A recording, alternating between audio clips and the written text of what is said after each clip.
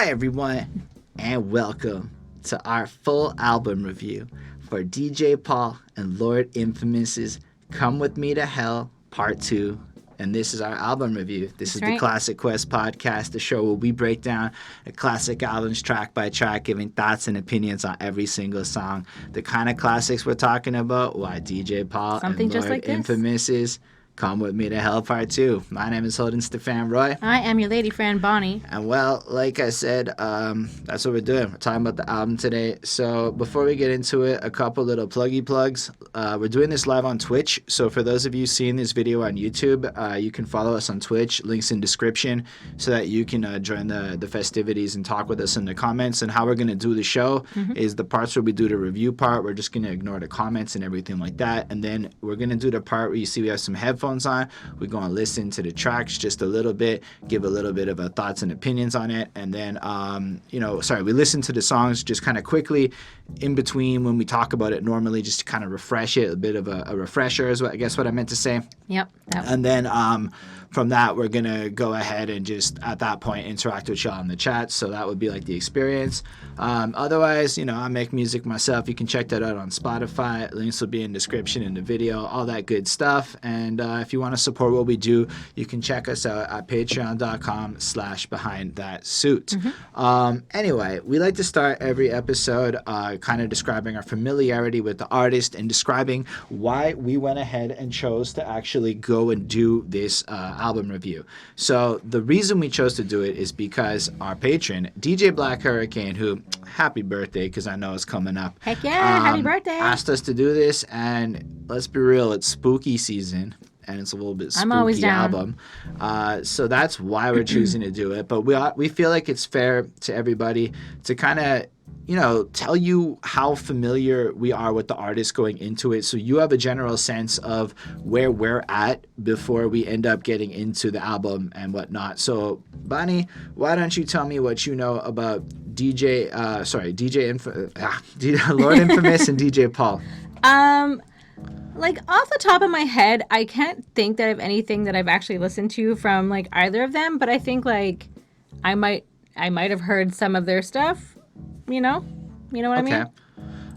For myself, I am familiar with them, but not necessarily in the era or the way of what this mixtape or album, or I think it's a tape, really is. It's definitely a cassette, yes. So, like, I know quite a few 3-6 Mafia songs. I know who these guys are individually. I actually listened to the tape they did with ICP on Psychopathic Records. I can't remember the name of that project. DJ Paul's everywhere these days. He has done tracks with a lot of people I like. And I feel like I end up talking about his name a whole bunch. So DJ Paul is somebody I'm pretty familiar with in general. But Lord Infamous, I'm familiar with for his influential name. Like, if you're looking into the history of triplet flows, especially back when the Migos made some grandiose claims about their inventing of the triplet flows, you will instantly see Lord Infamous's name be brought up. And may I say rest in peace to Lord Infamous, because unfortunately he is no longer with us. But he's still infamous. That is true. Either way, I want to get into the influential side of stuff a lot more as we talk about the project, simply because, to me at least, it's basically what this review is going to be. Like, holy crap, this is influential. Like, everything we freaking listen to now, to almost some degree, in the trap realms, in the flows and all this, so many like tricks that are used, like hype drops, beat dropping, all this stuff. It's like on this little 1995 mixtape. So there's definitely a lot of influential to be discussed on it, but we'll get to that. What are your thoughts though on the album cover and the title of the project? So I mean, it's obviously, kind of like spooky, and like they're like kind of tough guys. And so like we have like a red background with like what I'm guessing is supposed to be like a sort of like an old school movie version of like the Kingdom of Hell, sort of. It kind of looks like. I wasn't quite sure what it's supposed to be, but that's what I took away from it. And I guess like the red to signify like all the bloodshed, and like I don't know, they're just kind of like on the cover, both of them kind of like mean mugging, looking kind of tough and scary. And I mean, overall, it's not a bad cover. So I mean, it does what it's supposed to do. I completely agree with you. I love the fact that it feels like they're superimposed on this almost horror movie thing. Yeah. But like, you know those super corny, really bad horror movie Yeah, like in my mind, boxes? I can imagine what it is, but it's And like almost maybe something with some fantasy elements. Like it almost looks like a dragon's claw holding like this like kind of red Dune-esque. egg kind of power and doom. So, and it has like a hellish landscape behind it. So I definitely love the background they're on, but also it's just the look in their face. I'll be real with y'all. Don't even ask me which one's which. I'm sure somebody in the comments can let us know. But I just love the deep intensity on the right, and I love the swag on the left. Like it's just two separate but hard vibes that are just being radiated off of them like so much in their face, and they're so young. I think I saw that DJ Paul is about 18-ish when this came out, and Lord Infamous is in his very early 20s, maybe 22 when this came out. I did a little bit of quick maths. I could be off. So I think that's also interesting and worth noting. I love the title, Come With Me to Hell Part 2. Or I think that's what it's called, yeah. And that just kind of makes me picture the environment, because as we've come to see with a lot of these more horrorcore projects throughout our little endeavors, a lot of it is in places where, especially in the 90s, the violence was bad, and a lot of the environments were really bad. And from what I understand, Memphis is up there in terms of, let's say, scarier places to have been a part of in that era. So the hell-esque theme of the tension and things that must have been going on in their minds as young men in this era, it just kind of feels like it's almost like ambient, like album, like Come With Me to Hell. I'm going to let you know what it's like to be in my world for like a quick minute here. Let me show you the sounds and the vibes and stuff. But even on the other front, something that you know what? We can get into the intro, because I think it really is the intro before the first track where we can discuss that. So all right. I guess that's the intro. So yeah, we give it a little pause, because I'm going to cut this after for those of you that are live with us. I don't really think we need to listen to the intro, do you? No. So I have a little speech, I guess, or an idea that came to me when it came to this intro. This whole mixtape is a promotional item that is serving the role of Mystic Styles, right? They're basically building up to their 3-6 Mafia debut album release. And it just has them talking. And there is like a little outro skit at the end of the first part of the tape, and then like the second part of the tape, like so side B has a little intro bit, and then the end of the album has like a little outro, of course. And I love the fact that it's almost like them just talking, like, yo, here's some shit that, like, y'all can bump and vibe with that's going to hype you up for, the album that we're going to do. So if you like this, the album's better. This is just some quick shit. This is some, like, throwaways, and the album's coming. Yeah. And I just love the way, like, it's just so casual. It's so, like, I just called you up to let you know we're blessing this. This is actually us that made this tape, too. And I think that might be part of it also, is in an era, because it's not, like, real albums. So who's to say that somebody didn't just grab a bunch of shit illegally or whatever, or just snatched it and then released it under their name or whatever. So it's like almost like a way to co-sign it and stamp it, saying we actually made this. This is us. It's our product. And I really like it. It's almost like a watermark. It's like the stinger we use in the beginning of all of our YouTube, like do thing. I don't know. I like it a lot. I don't think I can grade the intros or the outros because of what they are. I feel like it would be stupid. They're not really part of the album, but they are. But they're not. But because it's a mixtape, it's a very different thing. And like I think you also have to consider like exactly like what you're saying. Like it was a mixed tape. Like it is a cassette. It was made in mid 90s. So like this wasn't made for a CD. Like this was kind of like designed for it to be listened to on like your like car system that's going to be like I don't know. It's on a tape. It's just on a tape. So like it just kind of plays out as almost as like a play in two acts, sort of. Like there's kind of like the first part, and then we go into like the second part, and so it's interesting. Yeah. I don't really have a lot more to say about it. I just thought it was cool to like how they did this, and it made me consider a lot, just because I make music, right? And I put out albums, but I never really play with mixtapes, but I never really understood what mixtapes are.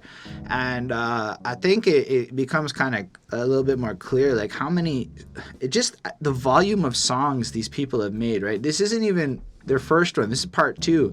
And then DJ Paul's got like tapes with all of them, and then all of these people have all these multiple songs, like just hundreds and hundreds of tracks in mixtape form before they even get to the album. And then you look at us new age rappers, and we've got like 40 songs and think it's a lot. It's like, nah, man. They put out like 100, maybe not all of them, but I get the feeling that at least in this era, these dudes was just nonstop. Because especially with the production quality, right? Like this isn't But necessarily I think like Lil the Wayne like does that, right? Like he's just like one after the other and like doesn't write it down and he just goes and goes and goes and goes and just like. And it's like it's interesting because it's I'm not saying that, well, I would say there's a lot of effort put into finessing this shit to make it sound nice, to be like good shit.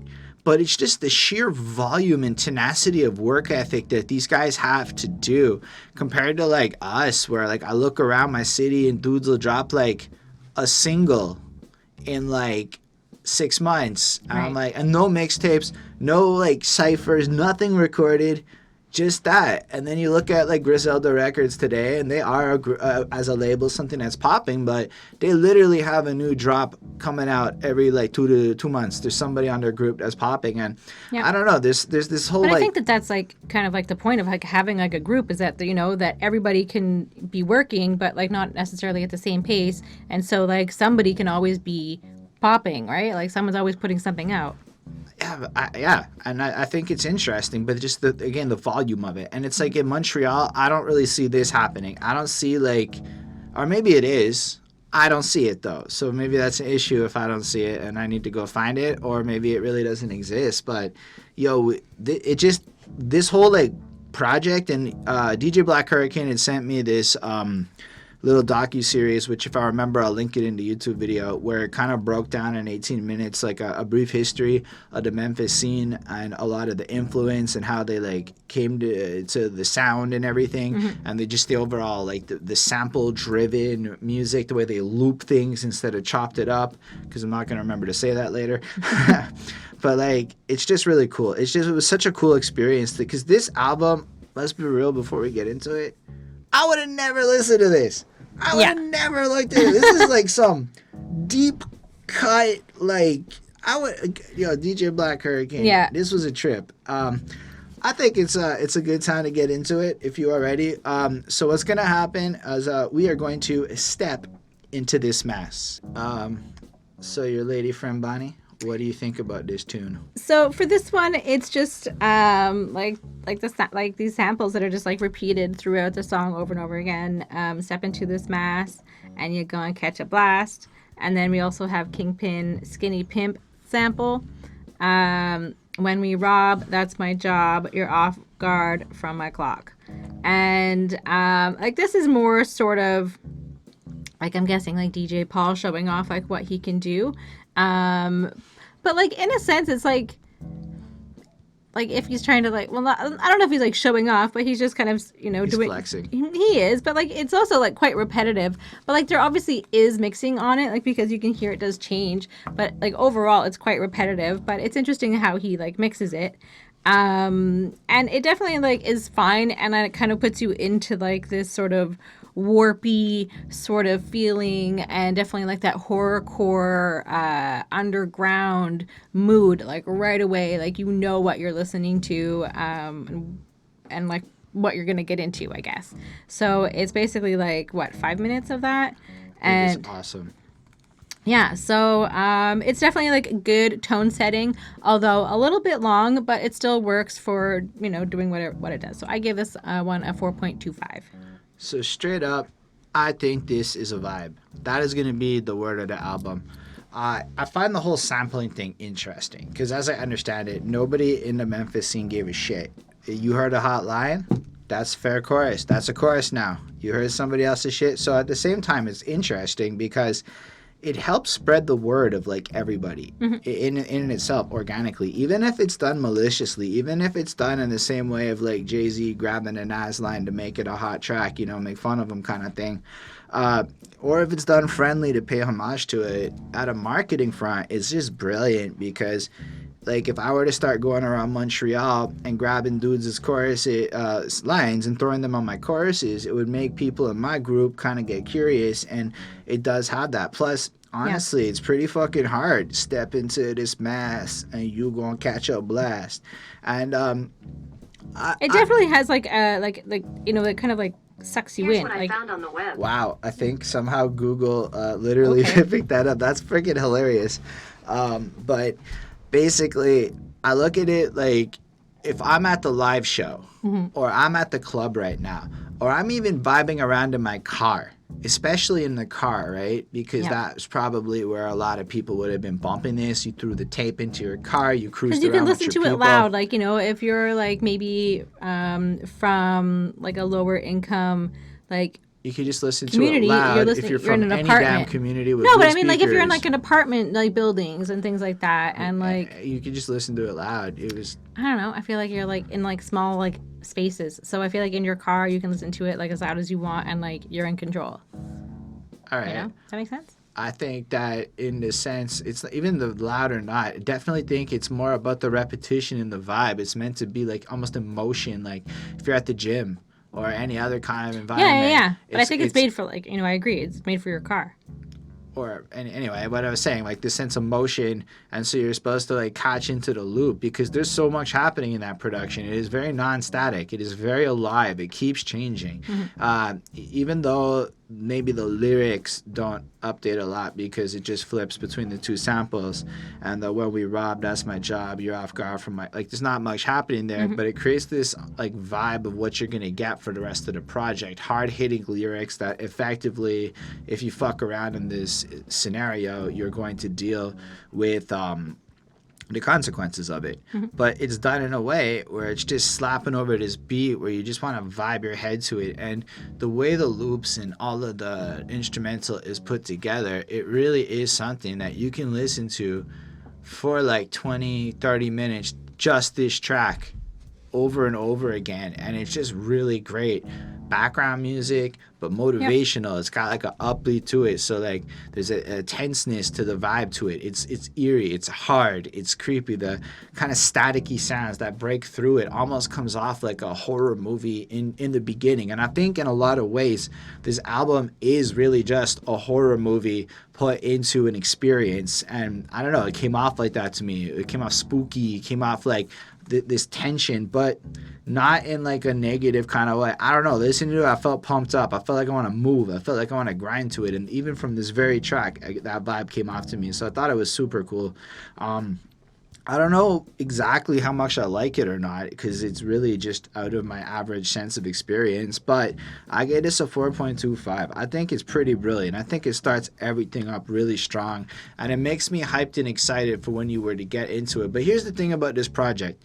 I don't think I would often listen to any of these songs individually. This is like something where I really would throw on the entire fucking album and hit play beginning to fucking end and just let the whole thing run through. Because I don't know that I care about any one song so much more than, I mean, there's a couple that are bangers, don't get me wrong. But it's more of like an album ambient experience, like a vibe. Like you commit to this and you roll. Like I would go running to this fucking album just because I know it's a good length and I could really get into it and it would fucking keep me fucking hyped, especially in the spooky season night times of like creepy fall running track with leaves. Yeah. Anyway, that's what I gotta say about that one. I guess we can move on then to Tear the Club Up, the original version. Man, it's so weird. Like the mixing of their voices, they're almost at like different volumes. There's this version of this track I found online that is just completely mixed different. Okay. Like it's a lot more polished and it just sounds worse. It just sounds like, because there's something to the grittiness and it's censored and that really bothered me. So the censored, like they changed all the lyrics up. Like there's no automatic GLO plus the C and the K up in this edited version. That got cleaned up.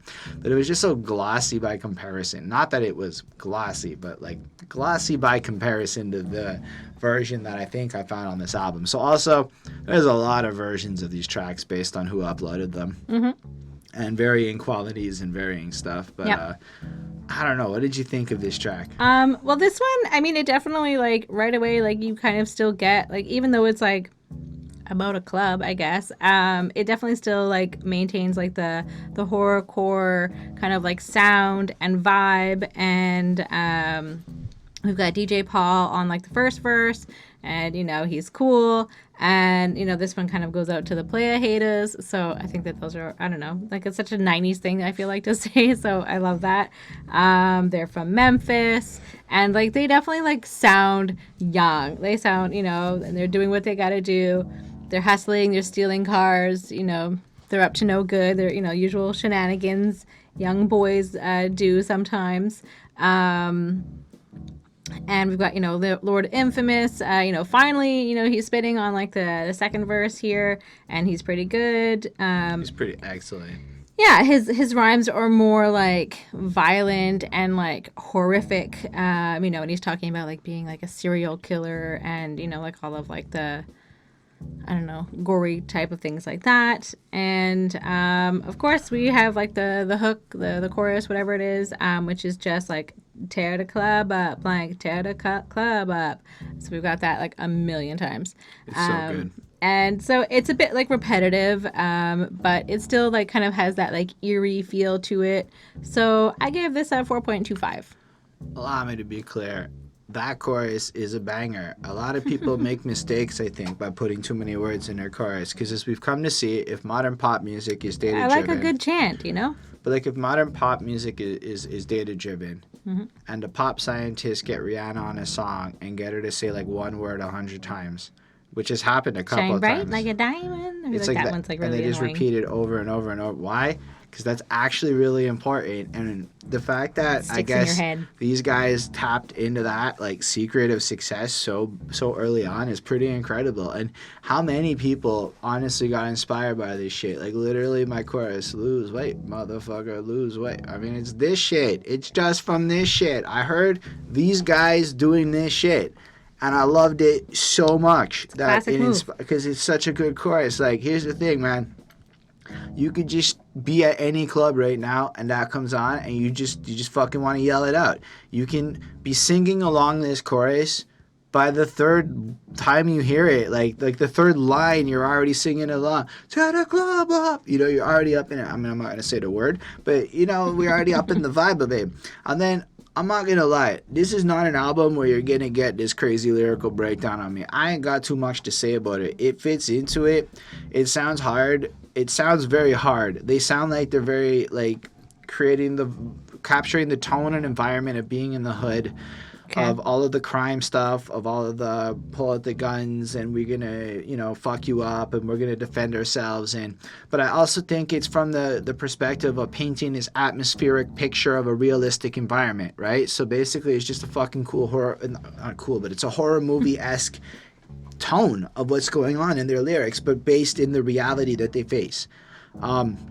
Let's be real, they're not like the most insightful bars, but part of that is because I feel like I heard all of these bars before, but part of that is because they're the same bars that like honestly a lot of dudes to this day are using. Let's talk a lot about like when you really want to talk about Lord Infamous's flow and he's like covered, I'm ready to cook and I pick up the hook as these is took by the infamous crook, and I'm like, that's everybody. Like, literally, everybody's just doing this shit. Yep. Like, honestly, I was, like, goofing off a bit, but when we're listening to it, you can do the ad-libs to it now. That's changed. You can be like, yeah, hey, ho, to almost all of this shit. Almost any one of these tracks. Like, you can just be like, you just know how to do it, because Migos taught you how to put ad-libs on this, Like, that's true. That's what I'm seeing the modern guys added. And, like, and it's not to, like, say that this is any kind of, like, a mumble rap or whatever. I'm saying that this is really this is the version that requires all the talent. Because the engineering is brilliant, but like, that vocal style is so stripped, raw, and basically fucking what it is that even with effects and stuff, like, you had to be able to rap on beat and do your shit here. I'm certain they could do surgery back then, but it's not like Pro Tools era surgery. That's not really like what I'm feeling off of this. Whereas in maybe other vibes in like newer sounds, like with a person, like, listen, I've seen what my engineer can do. Like, I've been in the studio recording, and he starts mixing my voice. And every take just starts sounding great. So you start getting kind of cocky with it or whatever. This just sounds like dudes fucking did this all like fucking one take off the dome, a little fucked up, heard the beat, rolled with it, wrote whatever, made this track, and it's a vibe. Right. That's what this is. So the truth is, I'm bringing it up now because on every track, with a few exceptions, it's pretty repetitive in terms of the content. in that regard, if we want to go there, I don't know. It's the flows and the way they spit it that I love it. I just love the vibe. I love it so much. I think it's just really cool. And then you add that historical knowledge that if you're really listening for it, the different tricks that they use, the way they rap, it's like everybody fucking stole their shit. If you think about modern pop music, I mean, I don't know if these guys were the very first, but they definitely have like a unique sound. There's at least one rapper in the 80s who did the triplet flow first. I don't remember who it is, but there's at least like one instance in the 80s that it was done. But in general, I feel like there's this punk energy, and that's what I love about the mixing of it. It really taps into what I like about punk. It's raw, it's authentic. Honestly, I don't know how tough they were. I get this assumption that these were very tough dudes, but the way they paint this picture, it feels tense. It feels like I gotta be in pristine shape and go work out to survive this world. Honestly, I really like this song a lot. I like the intensity of the beat. I don't like the nicer mixed versions that came later on that I found. This is the shit.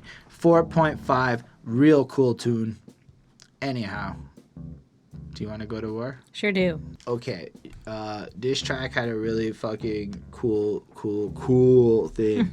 At least for me. Hold on, I wrote down the part where the bar is something about when you fuck with the mafia, you better bring in some dangerous toys. And the way the beat drops like that, it just keeps the flow fucking going, and everything just kind of cascades and slaps back into like the flow of everything. It's like, who doesn't do that, you know? Who isn't involved in like those kinds of ticks? Who didn't listen to that and go, that's some fire? I'm certain that because they did it more than once on this album. So obviously there's just some shit they was doing at the time. And then other people heard this and were definitely inspired by it. That's all I'm trying to say. I think it's really fucking cool. I think it's really fucking interesting. Anyway, what do you think about this song? Yeah, this one is definitely bringing us more creepiness as, like, you know, continuing on with that kind of mood. We've got Lord Infamous, and he is spitting and, you know, basically saying that, you know, they don't fuck around. And if anybody, like, tries to, like, come at them or their crew, like, they're going to be ready. And they will attack you back and, you know, will shoot you, you know, and do what they have to do if necessary. So, you know, they're kind of saying, like, you know, people can't behave. It's not their fault. You know, if people can't behave properly and come at them, then they're going to take you out. And, you know, they're going to have to shoot you. And that's what they got to do. They're just saying it's not their fault. They're just protecting themselves. And, you know, at the same time, they're kind of saying, like, you know, don't ignore this warning because, you know, you're going to get it, like, if you, like, come at us. And then we've got, like, DJ Paul on, like, the second verse.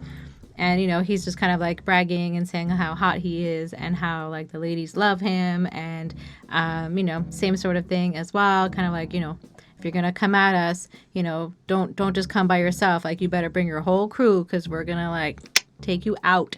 And I don't know. It's, yeah, it's good. It's creepy. It has a good beat. I gave this one a 4.2. So what I like about this one is that it's more, like, stand out in terms of, like, actually niching in on a topic. Mm-hmm. So you had that little phone call at the beginning where they're kind of discussing how there's just people who keep kind of like talking shit, right? Yeah. What I want to know is, what does a bitch got Anna mean? Like, what the fuck is an Anna? I really tried to find that, but Googling a bitch got Anna is not the easiest fucking Google term, because Anna is a lady name. You're not going anywhere. And then got Anna, well, that can go in a lot of directions. So I didn't get anything far with that. So folk who do know about Memphis slang of this era, please let me know what got Anna means. Because, I mean... How is it used again? I can tell a bitch got Anna if he did take care of his business like a real. This is for all y'all hoes. So I'm going to assume that it has something to do with maybe being a little bit of a coward or a nefarious-y kind of person or a less honorable person. But I just love that all intro. I can find on Urban Dictionary is anorexic. Yeah, it's not. Anyway. But the chorus is again that, and if you motherfuckers want to go to war, punk motherfucker, what you waiting? And it just repeats that, and it's a sample, and the way it's almost like screwed up and like, you know, mishmashed into that like distorted voice. I don't know if it's chopped and screwed, but it feels like it's in that world of shit. And it just sounds beautiful, and I'm certain that somebody else's track, it's a fucking hotline, and they heard that shit and they put that shit in for the hook, and it just slaps. It just hits hard, and it's just such a calling card. It's just like, okay, all y'all who are talking shit out there, why aren't you coming for us? Why aren't you doing it like you're supposed to? Like, why are you just talking in the back? And then to really make sure that we get the point of what's going on, Lord Infamous actually starts us off. You know, there's always in the back of the club acting like little bitches, calling names, talking all that shit all damn night in the club, but them bitches did not do a thing. And then it kind of flows out from there. And even like in the way he writes, you can just feel this flow, that da da da da da da da, da kind of flow. And it's so cool because it's so early on in the history of stuff, and to know how influential and how many people do it. Like, it's honestly like, to some people, if you can't do that flow, you're not even a rapper. Like, I know people who really only know that flow, and that's all they give a fuck about. So just to see, like, it's in such a seminal place in its, like, history is just so cool. On top of that, the beat is just so gritty, and it's just vibey. Like, you know, you almost feel like there's this tension of zombies and shit are gonna bust out and come at you. Anyway, it just flowing. It just flows in such a really cool way, and it just makes me so happy to listen. But yo, when you do get to that, before you decide to play with the mafia boys, you best bring out some dangerous toys. Poof! And then it just drops in. Don't make me pull out the, I don't know. It just strong. It just hits. It's so fucking cool. Oh shit! DJ Black Hurricane's watching us, and he told us Anna means animosity. Hey, that is fucking dope. Saving the day. Thank you. That is so cool. I guess that's what makes the live part kind of fun, is the interactiveness of it. So that's fucking fresh. Anyway, I don't know. I don't have a lot more to comment on it, except that you basically get the sense that he's like, listen, at least if we're going to talk, we're going to back up our shit. But it's not even about, again, the bars on this project. It's just the way he spits it, the unapologetic fucking blatant, like, disregard. It's almost the same shit I like in Griselda. There's this confident dryness in the voice. This, I am exactly what the fuck I say I am. And you can't fuck with me. And I love that shit. If you can pull that off proper, it's hard for me to not feel that vibe right now with where I'm at in my life. And this is just it. And then just the way it sounds, I don't know. It's just fucking proper. And DJ Paul does his thing. I like the way they bounce off of each other. I like the way it's almost like Lord Infamous is doing a bit more of the tricky shit, and then DJ Paul's giving you more of that laid back kind of, I don't know if smoother is the right word, but it's just like a contrast. It's smoother vibe. Yeah. I like when he goes, 666 don't ride shotgun, we ride Uzi. I thought that was clever. It caught me like in a bit of a, that's funny. But like, I don't actually know which one was scarier. I think getting shot by a shotgun freaks me out more than getting shot by an Uzi. Because an Uzi is just kind of a cleaner, lot more bullets, whereas a shotgun would spray in a kind of way. I mean, that's just where I'm at. I don't know which is scarier, but I like how that lie just popped out at me. Again, I don't have much more to comment on the bars, but fuck, the way the beat hits, the way the drums, man. The drums just like are crazy. I can almost picture him with the fucking drum pad pressing shit, making it all slap in place. Anyway, I like this one a lot too. I really like, to me, like I said a bit before, this shit is like, I would hit the album and just let it run through, and this one is just dope. 4.35 on 5 is really cool. I don't have a lot more to say on this one. Do you have more to say on it? No, all I have to say is murder is all on my mind. I just say, even how that's worded is dope. Is all on my mind. Bonnie, how do you feel about this one? So they're evil and they just can't help killing. Like, that's what it's all about. And it definitely has like a catchy flow to it. I wasn't really like a fan of Lord Infamous's flow on this one. He kind of sounded weird. Like, I don't know what it was, but like his rhymes were good, but like and like creepy and everything. But like I don't know what it was about, like, just the way that he was spitting. And this one, it made me like, when you listen to like the lyrics and like what's actually like the sound of it, it definitely sounds kind of like, they're still very young and amateur-ish on this one a little bit, and Paul kind of sounds like that as well on this one. It's not necessarily like the best song, but it definitely sounds like a new young rapper who's kind of like learning what he's doing and just like finding like his way, and like it definitely sounds like he's on the right track. So we've got them two, and then we've got Crunchy Black is on this one, and I don't know who he is, but I like his name. And you know, he's honestly like better than the other two guys on this track, specifically, and you know, same sort of like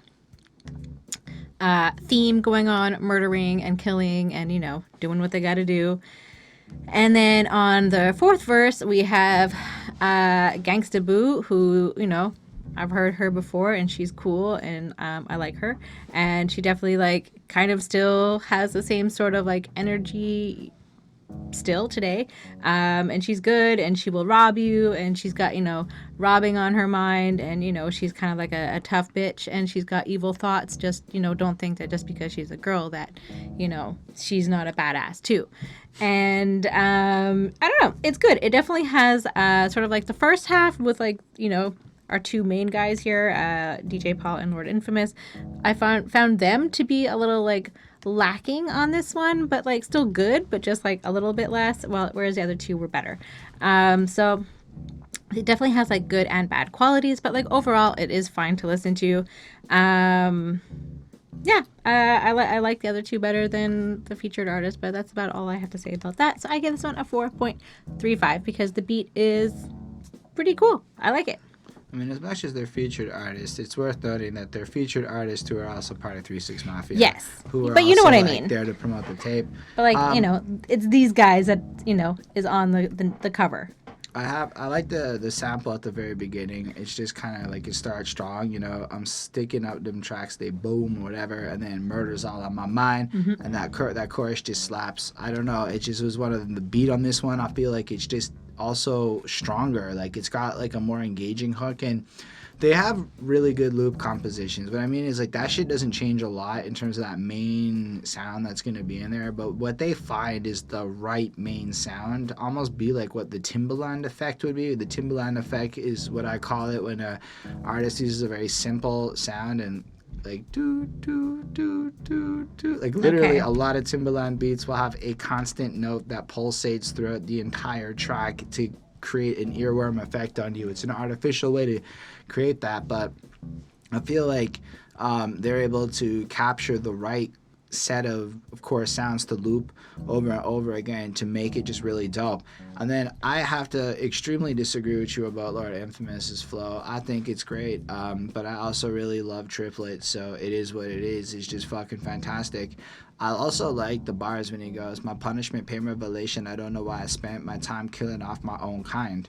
And I'm like, damn, that's like a hard line, because it's, again, a self-awareness of black-on-black crime and things like that, a little bit of a social commentary that gets tucked into the horrific situation that you're in, like the conscious participant in this shit, like all of this vibe that gets created. Like even the way he goes, I unload the ammo, fire glows, like it's different than the way he started any of the other ones he did. Like it stands out to me. It's really well delivered.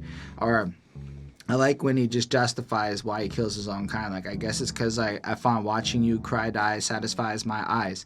But it's even the way he said cry die, like adding that extra syllable play there. To me, at a rhythmic front, like it's a bit fucking with the language to use slang to like make your rhythm, cadence, and everything about it come off real strong. I don't have a lot to say about DJ Paul's verse. It just fit. It was enjoyable. It's dope. But instantly when Crunchy Black comes through, keep in mind there's this little like bridge where a real distorted Lucifer voice, you know, the leader of the 3 6 Mafia is Lucifer, you know, Crunchy Black, tell these hoes what happened when you was first ordered into my clique. And the way he hits his verse with it all happened one night kind of bit. I don't remember exactly how he did it, but there's this melody to it. He almost sings it. And it's completely different than everything we've heard on this project. And it makes me want to review Mystic Styles to hear the way the 6 of these members flowing together seamlessly would like actually culminate into a great project like that based on, I guess, the sounds they're fucking with at this time. But I just think he just comes so strong with it. Like the way his vocal delivery is cool. Like the story is just totally normal. I don't have like it's fine. But his delivery is absolutely next level, and it's such a vibe. That's like the feel of it. Like you end it, you go on this ride at the start of the album. And then you're on the ride, and this is just another delightful part of this ride. And then Gangsta Boo comes through, and yo, she's just hard. Like she just hits hard. Like you can just I don't know. I guess maybe I'm biased. She's on Run the Jewels' album. I've heard her a whole bunch of times. And she's on Yellow Wolf's album. She's on like a bunch of shit, but she's also one of the only ladies you hear going this hard like this at all. Like honestly, like she's we're really coming through in this like I'ma fuck you up like kind of vibe. There are others that do it, but that does it kind of like this, you know, with the triplet flows, with all of it. Like, she's flexing on you, and I like the way she flexes. I'm certain there's lots of other ladies out there. I know, okay? I meant, like, in terms of what we've talked about on this channel, etc., etc. So I just think she slaps. She stands out. She's got this distinction to her, and she just sounds great next to everyone. Plus, it's kind of refreshing to hear the lady come through and spit it like that, because it's not like I'm gonna suck a dick and I'm gonna twerk for you. No, it's like, yo, ready to blast a bitch, be like that, slipping and tripping and talking the shit about what they gonna do, but don't do it, you scary bitch. She's just saying the same shit the dudes are saying. Yep. Only she's saying it. Heck yeah. Yeah, track slaps hard. I'm giving it another 4.5 on 5 because it's fucking good. Nice. I know you like the next one, so why don't you introduce it? We're going to South Memphis, bitch. Okay, the way the drums slap through the beat, and it happens so often in the production, I love that feeling. Like, you have like the beat, also the way the vocals are squished into the beat. So I actually go back and forth on my sound engineer. We actually did the opposite for my album that's coming out this week. It's on Wednesday. I'm dropping an album. What can I say? But we actually had the mixing sounding a lot more like this at first, but then everyone is kind of like, it's hard to understand what you're saying because I don't know how to separate the sounds in my head, which is fair enough. Not everyone can do it. So we actually had to boost the vocal sounds, but I prefer the way that the vocals blend so much into the music where it feels like it's part of a beat. Like, it feels more like rock and roll punk in a sick way, where the beat matters, right? It's not just a rapper rapping. It's like the beat is just as fucking important, and the whole thing is this vibe that is being put together. You know what's important? What's important is that it's South Memphis, bitch. That's what's important. That's definitely what you're taking away from this song. But that's what's fucking important. And the vibe of it all. And, I mean, the way they rhyme. South Memphis, bitch. The way they rhyme is all proper. Again, like, Lord Infamous kills it. He runs through it, but, like, I don't know what to say. Deep in my soul, blood on my clothes, criminal hands, and I must squeeze a weapon. Listen to the sounds to the lead when we step in. Fair. I get it. But the way you listen to it, yo, the way he's ripping it as his voice just tears over it, he is an instrument. He is like dancing on this fucking beat. And then the chorus kicks in and it's like, what is it, 32 times the first part, 24 times of just South Memphis, bitch. And it makes you just want to like fucking throw your hands up. It makes you want to like dance like you got some hardness up in you. I was practicing some moves and they look terrible. And then Lord Infamous comes back through and does the second verse. And again, I don't know what to say. I don't want to fight them. I don't want to fight any of these guys. Nope. If they came through, they're tougher than me. But yo, I feel like a badass listening to this. I feel like I can fucking go do workout shit and wash dishes like South Memphis, bitch, and wash them dishes like a hard fucker, you know? That's what this shit is. My gosh. That's going to be my reality. Yep. It's a shame it's not on Spotify. Plus, like, this is basically the end of the first part of the tape. So in a sense, like, this is where you would have had to stop it to, like, flip it. And if you think about that reality, which I've never thought about before we got to this tape, that's a hard place to stop. If you were going to stop and that's all you heard, this is a hard place to finish, is all I'm saying. Yep. It's really good. I don't know. The vibe is just cool. It's just another vibe. That's a lot of this review is going to turn into. It's just another vibe. Because it just is. I don't know that, again, we're going to get a lot of new to talk about in the content. Y'all get it. It's just fucking intense mosh pit. Yo, there's so much mosh pit potential here. I just want to fucking jump to this shit. I just kind of want to fight. I'm not a fighter, but I kind of want to fight. I just want to, smash some shit. I've never been a fan of the mosh pit, but, I mean, I get it. Anyway, 4.5 on 5. What do you think of it? Do you want to fight and mosh to this? I mean, they definitely say South Memphis, bitch, a lot, and it's catchy, and it's definitely representing, so, like, I like that. They want everybody to remember where they're from, and to say their hood, and, to shout it out, and, the second verse, it's, he's just kind of, like, saying like all like the neighborhoods and like shouts out all like the badass people that are from like each neighborhood, each area, and that he's kind of like representing like the whole of South Memphis, bitch. And that's really what it is. So it's catchy with like So good. like the South Memphis bitch thing. But lyrically, it's not my favorite, but I still appreciate what, they're doing at the same time. And I feel like, you still kind of have to do this. And it definitely has like a good energy on this one. I give this one a 4.25, actually. So, yeah, pretty good. Awesome. I think we can move on then to flipping the tape over. No, hold on. We need to get to the outro first. Oh, I guess we can talk about. I looped that into the next track. I'm not gonna lie. Okay. But anyways, so this is like side A outro. It's only 39 seconds. And this is just like like classic like cassette tape. Back in the days, and it's cool, and it's just sort of like saying like thanks, and not to forget like to check out these other albums that are coming out soon. So it's basically an ad for upcoming music. I guess that's it. Fair enough. And what comes next?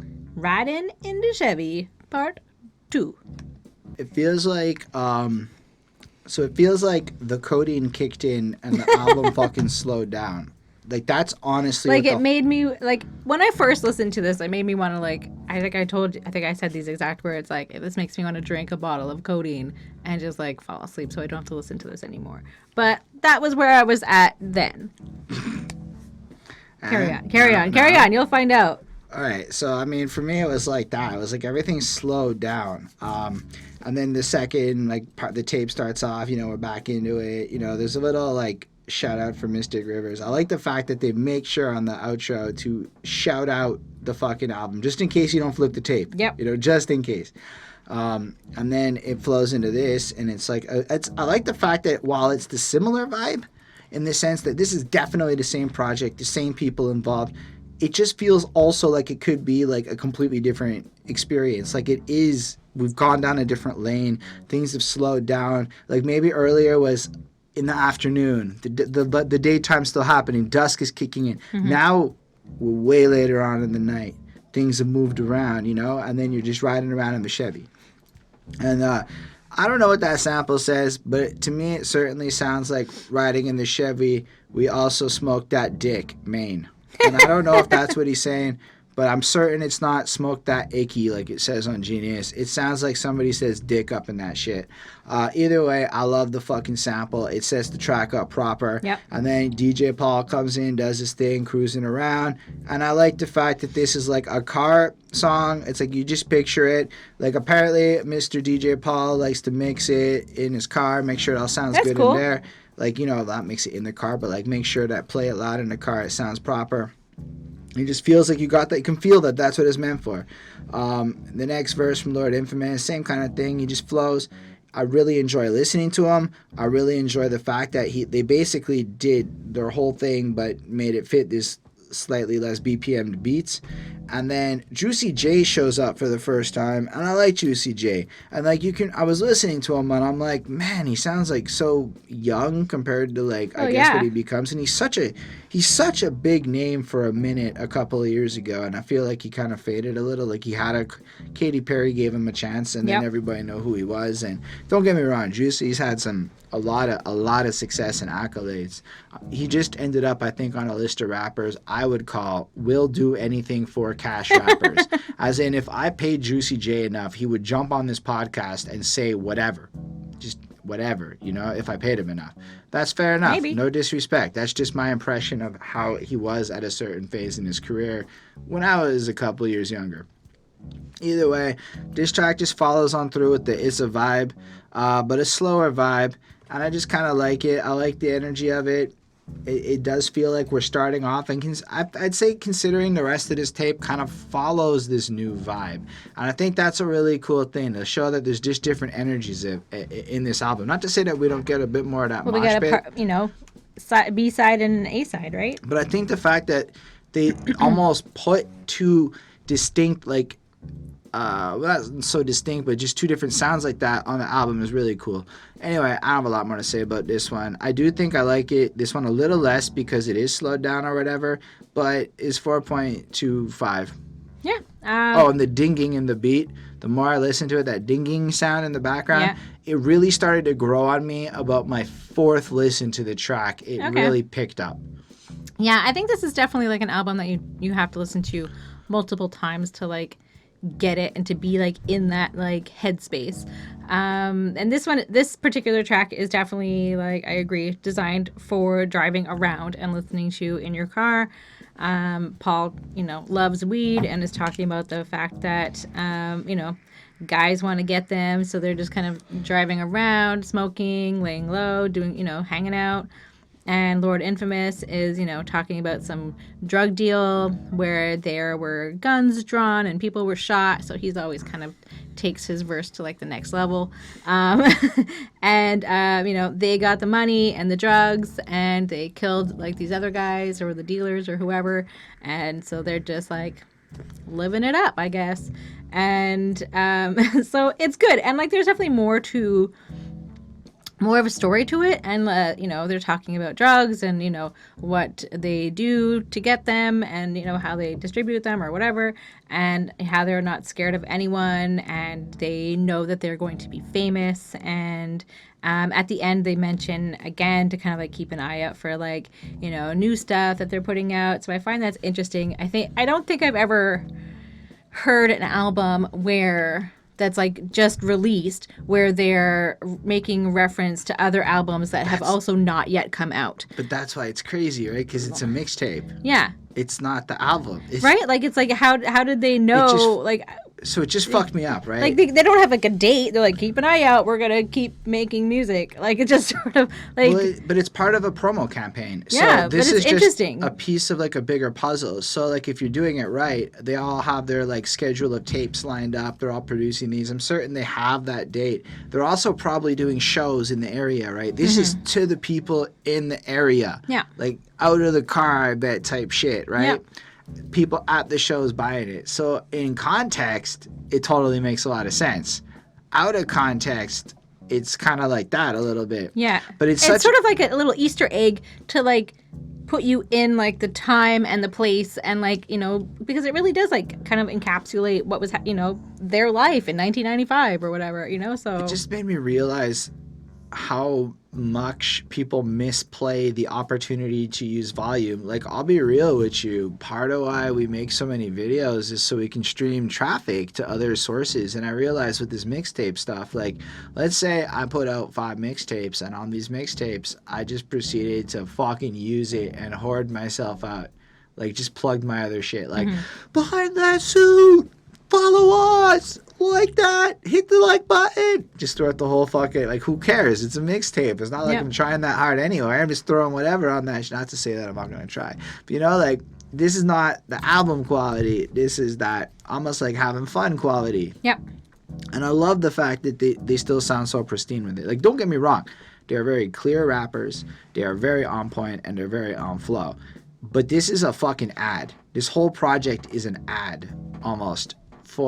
There's definitely like little ads on here for sure. Anyway, yeah, sorry. That's it. All right. Well, did you give your grade? I don't remember. Yeah, I gave a 4.335. Yeah. Fair enough. The next one has 2 names depending on the source. I believe it's originally called Front Page and then somehow ends up being called Grab the Gauge. All right. What do you think about this one? So, Paul at the beginning here, he's saying. Or I just like some of the lines that he says. Giving your tapes out for free because your shit won't sell. Ho, you got bullshit rappers, bullshit DJs, and some other shit.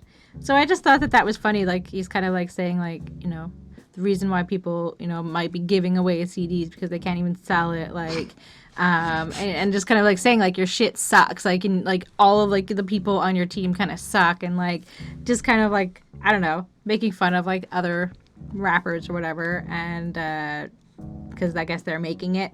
And like this one, everyone is just kind of like talking about like the murder type stuff again. But basically kind of also talking about how fly they are and how they destroy everyone, and, you know, like maybe in like a rap battle sort of situation. And I know that you mentioned that Koopsta Knicca, I wasn't sure how to even say his name. Yeah, I don't know how to say it either. Has passed away. I think it's Knicca, I've heard. Has passed away, unfortunately. And for me, I found him to be my least favorite. He was a bit weird. But I mean, also, again, like all of these guys, I think are pretty young at this time. So, I mean, you have to kind of put that into like consideration and perspective as well. I'm sure they got better. If these guys are known people, they obviously did great and moved on to do even greater things. So, and then we also have Lord Infamous on the last and the longest verse, and he's kind of like spinning and doing what he does, and it's fine, and he smokes weed and is gonna kill you. The verse like flips up in the middle, like it almost sounds like he's two people in the way he does this verse. Yeah, and I think like maybe because his is longer, he's able to do that. Like I think he's kind of playing with that. He's that talented that he's able to do that because he just flips his shit up. Perhaps. Yeah. He's an extremely talented fucking MC. Yeah. I don't know. For me, this one was okay. Like it wasn't my favorite one on here.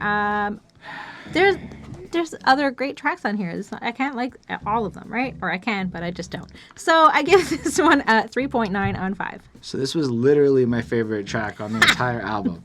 On the entire project. This is the best. All right, it's just so fucking strong. Grab my gauge in a race, ride up the street, puts it on the front page.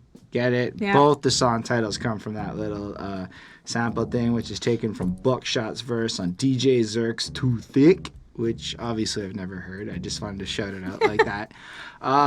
I like DJ Paul's verse, but can we talk about Kingpin, Skinny Pimp? Now, from what I understand, this dude was just another dude that's as, like, seminally important as the other dudes, like 3-6 Mafia and the other ones that are in, I think, Tommy the Third and them that are, like, people who are building up the Memphis scene. That dude fucking stole this track, okay? I don't care what anybody says. That shit was fired. His verse just, I don't know, the more I listen to it, the more his voice just came out. He's faster. He's got like almost more of like a Tech 9 vibe going on to the way he's delivering it. Especially when he's like, hanging in the projects on my crooked thugs, never love a rookie sucker, take a grip when I rip. Boom, and the beat just drops fading. You just feel it, and the beat just drops back in, and you're like, oh, it's fucking hot. It just hits. It just, I don't know. It's not like the lyrics are necessarily, like I said on this project, it's not that kind of album. Right. But the vibe is so powerful, and I'm listening to this, and I'm like, name a guy today that does that, goes really fast, like, and then the beat kind of cuts out, and then it beat kicks back in, and everybody starts jumping on stage and shit, and they're all doing their little dances and stuff. It all comes from like this shit. All of it. I mean, I'm certain there's other influences, but I hear it all here. And this is 95 on the lowest. This is the punk rock version of modern pop music. I fucking love this way more, because this isn't hiding behind, again, great sound engineering and mixing techniques. This is making the best of a situation and killing it. Yeah. Oh, you can't do this if you can't rap. That's, I guess, my point. That's fair. Yeah. Then you got Gangsta Boo back in, and I thought it was cool. Like, she's coming through, she's ready to kill a person. She's like, yo, Scarecrow, who is, if I'm not mistaken, his thing is Lord Infamous, is Scarecrow. Do you think I can get away with this shit? You think I can kill it? You think I can? I don't know. I just thought that was fun. She's hard. I like Koopsta, Knicca. Again, I don't know either. I thought it was pretty cool. I really liked when he did his Inside My Dreams I Hear Little Kids Scream, where preachers will witness the hanging strange. I'm in the Holy Bible, they can't escape, for no soul is in me. And I thought that was cool, because it was like these bars really stacked on each other and kept like the core idea rolling through, so that when you get Come Now Burn With Me, Satan is my fucking witness, I'm like, that's pretty like strong. Like, it actually had like a coherency that felt more than just like dropping hard sounding bars, almost like the consciousness or the conscience kicking into it all. And then, I don't know, like I said, Lord Infamous, his flow is really cool. It's just really enjoyable, and the way he like flipped his voice in the middle was fucking cool. I just thought, like, he stands out. He's such a talented dude. I never really understood a lot of this too, like When I first heard their music a couple years back, even earlier on this channel, like I don't think I would have appreciated the vibe of what they're doing now. This is Yeah. like hard mode rap. Like you gotta really appreciate the skill and technique of a bunch of guys who can basically make an album out of rapping into low end sounding gear. Maybe it was high end gear they were using, but it sounds like they had very limited gear and made the most out of it.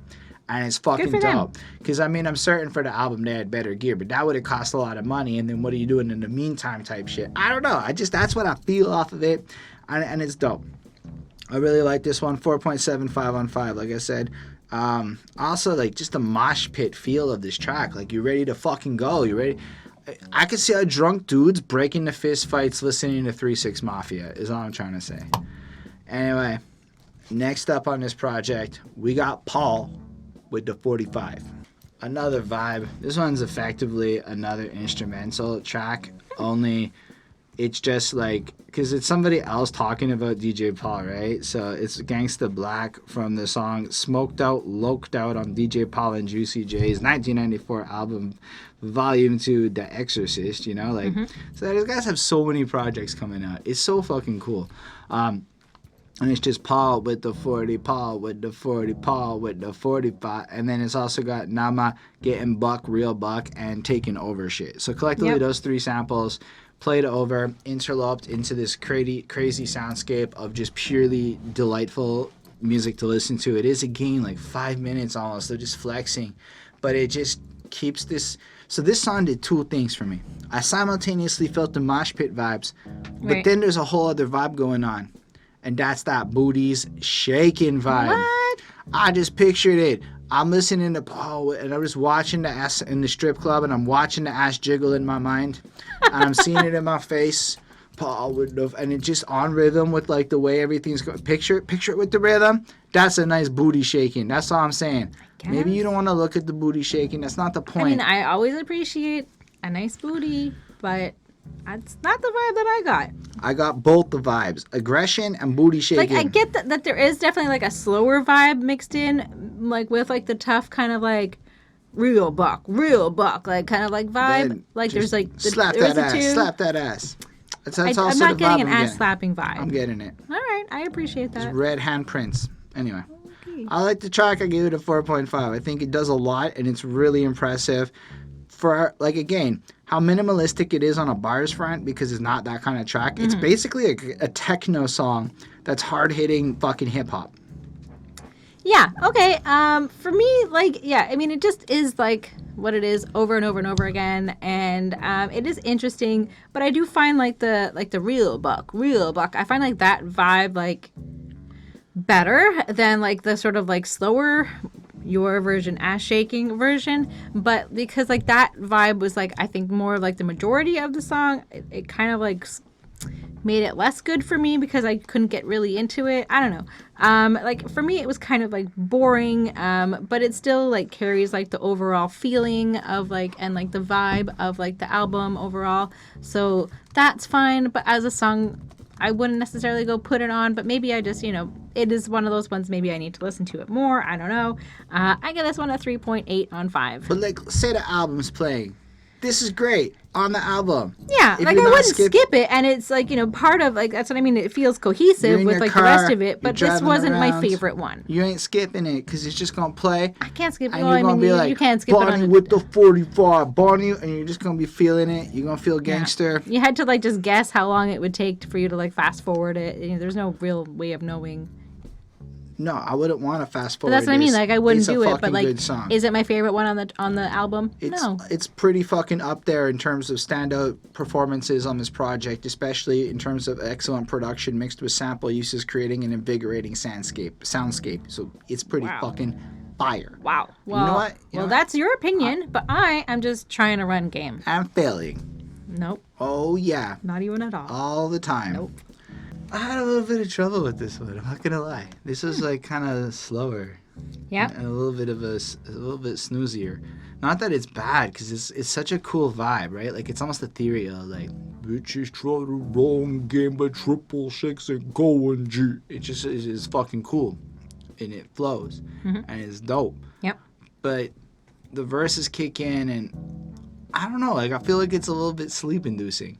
Everything about this track is not that hard hitting mosh pit fucking aggressive shit. The lean is kicking in, it's bro. like we're back on that, but we weren't there just on the last couple of tracks. It's almost like I don't even know where my high's at kind of thing. I can't even follow this shit.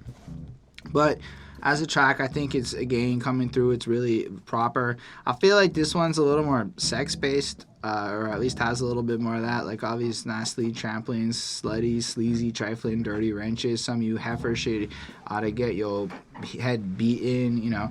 I feel like there's just snakes in the game. All the same kind of shit we've been getting on the project.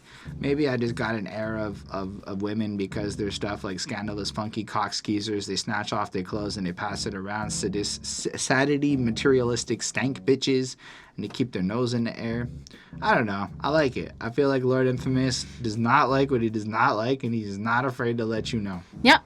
And that's okay. And DJ Paul does his thing. He looks all fresh. He's going around. And, yeah, overall, I don't know that I have a lot more to comment on it.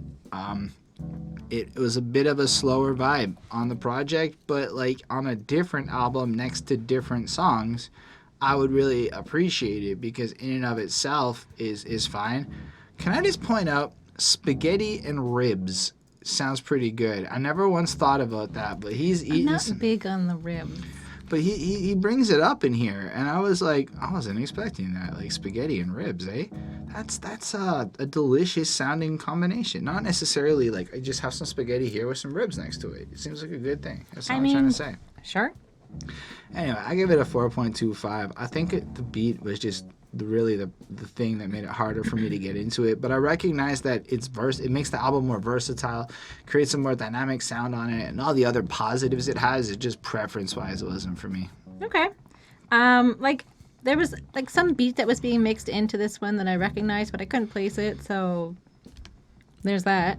And so this one is just sort of like talking about like, you know, the hoes that they've encountered and, you know, that they're not better than them and they only want to get with them, you know, so that they can, you know, get things from them. Like, you know, these girls are just basically gold diggers and, you know, they're saying like, don't mess with girls like this. Like, these are bitches, like these are hoes, you know, and like, they're like, well, we can't be controlled by women. So, you know, they've kind of like learned from experience that, you know, these kind of women are not good for them and, you know, they're not about that.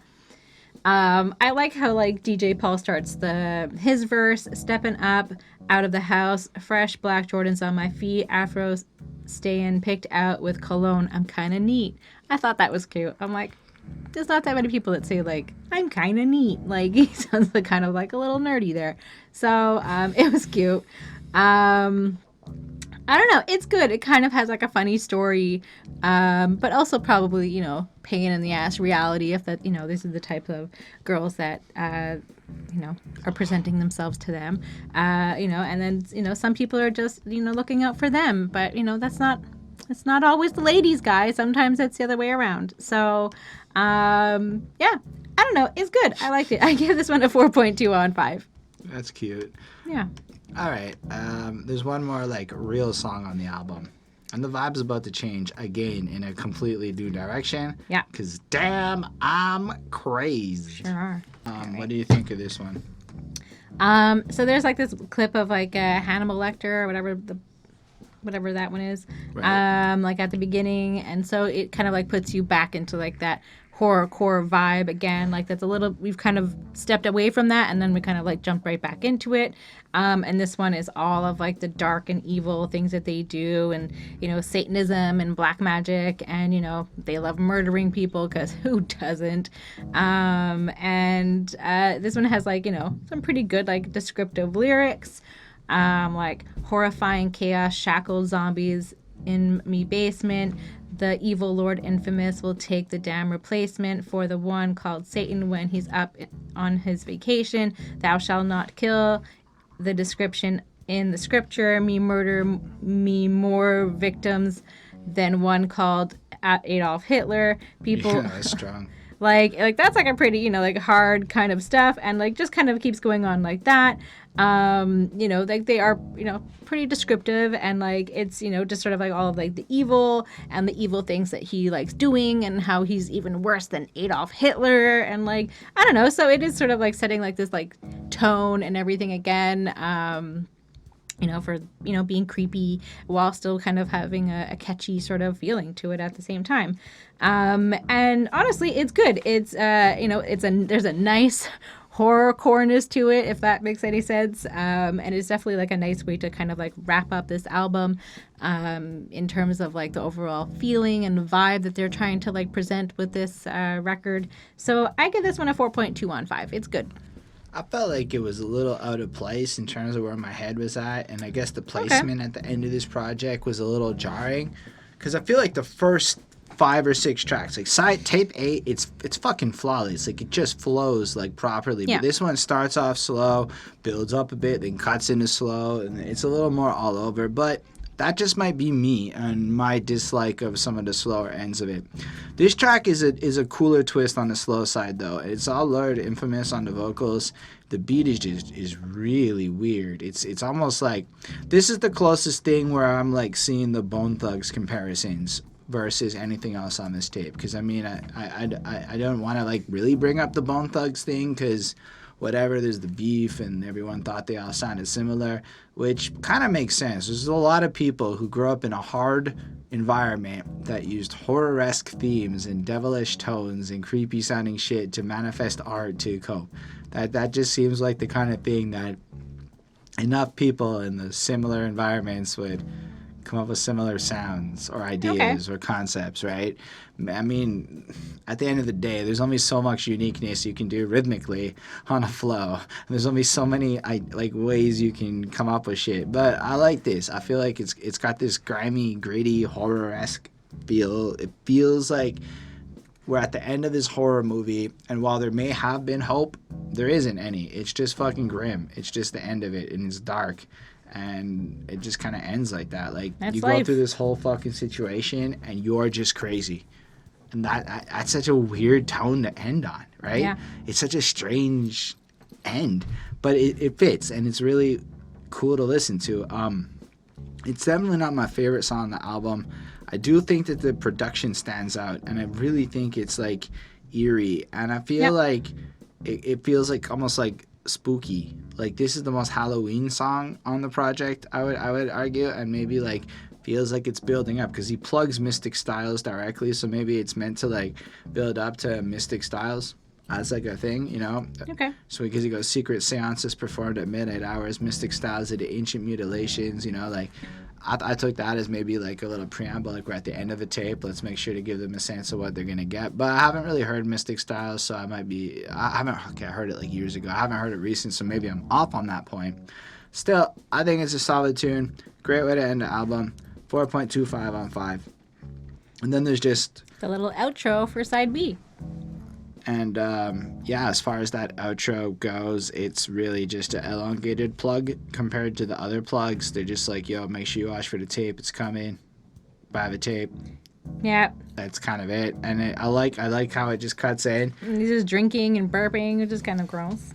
It's rustic. It's got it's a definitely rustic like vibe. It feels like it was quick, thrown on, like kind of a mess, you know, but like it kind of works. Like they just kind of were like, oh yeah, you have to say something, and he just kind of said it and was like, he didn't really give a shit.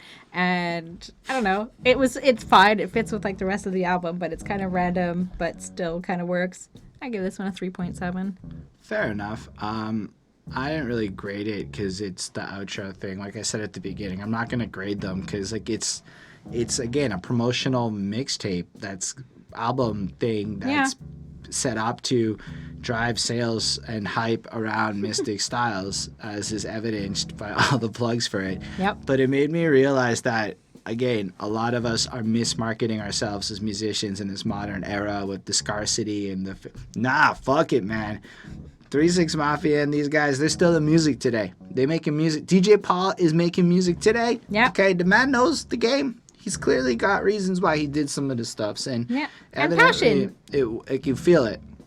The production is my favorite part of this album. The production, the vibe, the way it all like flows together. As far as the album goes, I give it a 4.41, and in my new harsher grading, I'm calling this shit like a classic, but like straight up an underground classic. Like, Yeah. you might not agree with me if you don't understand it. Like, I have a friend of mine who keeps sending me glossy pop songs and calling them like great, and I'm like, I don't like the mixing on this anymore. I know why you like this because you're supposed to like this, but I don't like that anymore. Like, it's just too perfect. It's the kind of shit the government would like pay money to use in ads, because the government paid money to use some Anglo rapper in Quebec. It was a big deal. It was a glossy pop mixing and so friendly and approachable, and this is not that. You gotta not like the not that to be into this album, and it took me a long time to learn to not like it, but it's a vibe. You put this on, and if you can appreciate that vibe and almost not think about it, just let it be something you experience, you're gonna catch the lines and the tones and the overall things. And yes, there is a repetitive nature to the themes on the album, but this is a time where repetition is a huge asset. Yeah. And I didn't find it, and I definitely find it like repetitive on some albums when there's like one thing that they're talking about. But this one I didn't really find. Like, I found that like the theme was there, and I think that that's fine. But like in terms of like what they were talking about necessarily was not always the same thing. Yeah. And I think they deliver it well. And because of the charisma they bring onto the track vocally, it holds the album. So the production is dope. The talent is dope. And it almost like makes me wonder what like hip hop would be like if like, I guess, sound engineering hadn't gotten to where it is. Like, part of maybe why so many shit rappers are in the game in the eyes of people is that Chris Crum says yo at the very end. Why so many people are like shit in the game is because they have engineers that are just glassing it up instead of actually being able to hold their own on a sound. Like I think that DJ Paul and them can do the glassy thing real well, whereas a lot of people could not make this tape and make it fucking sound good. But like, it's also kind of like what they probably expected and like kind of like what they wanted. Like, you know, maybe they didn't want it to sound polished. They're like, just get it done and get it out. Like, it's, you know, on to the next. Another one. Like, it doesn't have to be perfect. It just has to be done. Keys to success. Yeah. And I don't know. So I give this one a 4.11 on 5. So it's an 82%. So it is on the low end. But if you're into like more horrorcore, southern, old school, underground kind of rap, like, this album is for you. And not like every song is the best, but like the overall feel and tone is definitely something that you should probably check out if you haven't. You know, and it's kind of creepy to listen to in like the background, so it's, you know, perfect for this time of year. Put it on this week, you know, for your Halloween playlist vibe or whatever, just, you know, to chill with or to drive around to. And you can, let us know if you do check it out and if you liked it and what you thought about Chris it. Crow is in the comments right now live on Twitch. So for those of you watching this on YouTube later, if you want to be part of this, you can have your shit read out at the end too, live on Twitch. Fans. It's for the fans, like cult fans. Like, this is for the people that actually support them, to give them something. And I think Chris is absolutely correct with that point. Y'all should check out Chris Chrome. He's a good guy. He does reviews sometimes here. But basically, like, yeah, it's for the fans. And I feel like if you really support them, this is fucking dope. Anyway. That's it. That's it. Yeah. That's it. That's the end of our review here on the live version on Twitch, and you watching it normal version saying shut the fuck up, we get it, you're live on Twitch, but you haven't folled us on Twitch, so I have to keep saying it. Where are you? And did you subscribe to the channel below? Did you hit that like button? Really? Did you go ahead and I don't know, click on all of our links and plug it? Anyways, let us know what you think in the comments. That would be fucking really cool if you could do that. Let us know what you think of this whole situation. If you want to follow us on Twitch, I mean, we're gonna keep doing this live on Twitch thing, so I mean, we're not gonna stop. The future's live, like, that's just what it is. But let us know what you thought of the album, the overall sound, all of that good stuff. Definitely so special thanks to the patrons: Ismail Gadamsi, Chris Prado, Jonathan Barnes, DJ Black Hurricane, Linda Williams, Scribble. They're dope. Support what we do. If you like what we do, behind that suit, patreon.com/behind that suit, and basically that would you can support us like that. It would be real cool of you. I make music myself. Links in description. Got a new album coming. Got a contest. We're giving out 250 Canadian. Links in description. All that good stuff. And I guess that's the end of it, though. Live long and prosper, everyone. Peace, guys.